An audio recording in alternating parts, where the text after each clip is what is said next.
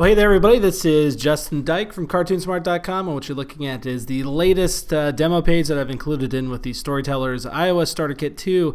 And as you can see here, I'm toggling through not just textures for an image. These are actual animations. You can kind of get an indication of that right here with the smoke clouds. And the cool thing about this is these choices that I'm cycling through are actually going to be remembered the next time I open the kit. So I could close down the entire simulator or the app altogether and I'd come back, but all I have to do is really just reload this same page and you'll see that we've still got our boat image in here.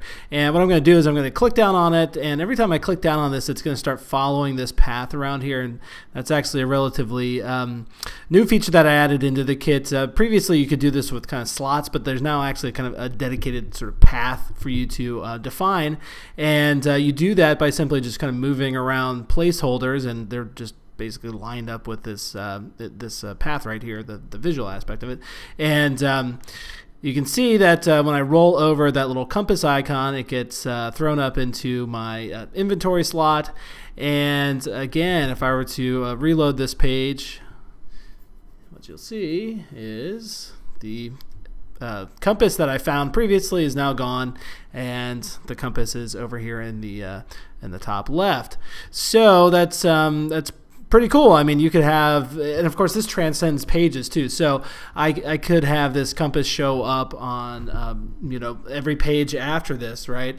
And if I ever wanted to clear it, I could just go over here and clear found stuff, and you can see now when I go back to the page yet again, it is now that the little compass on the map is back, and that one is out of the inventory.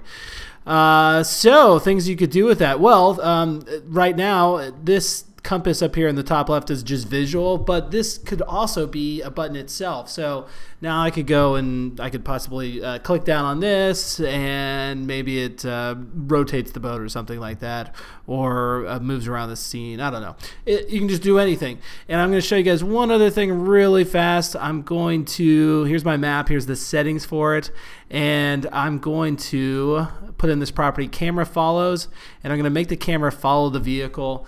And we'll run this one more time, and you get to see what that looks like.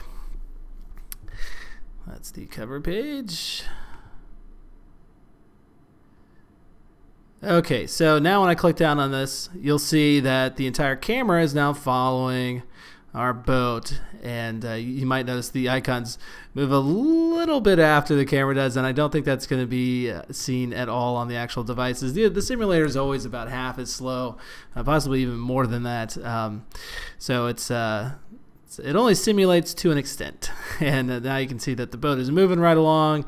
Again, if I want to change this to a plane or something like that, I can. And when you get to the end of your path, if you were to keep, you know, making people or giving people the ability to click down on it, then it's just going to reset back to the beginning of the path.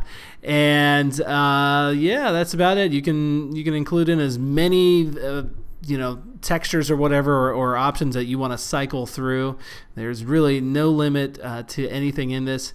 And I guess if you want to see what this looks like on an iPhone, we're actually using the same layout file, the same .sks file, which I'll give you a little preview of over here. But we have two cameras, one for the iPad, one for the iPhone, and the iPhone one is just scaled out a little bit, and you'll see it pretty much looks just exactly the same, but you got a little bit more space over here on the sides now, and so there's a bit more ocean to the planet on the iPhone. But there you have it. So I'll explain all the properties that make this happen in a future video.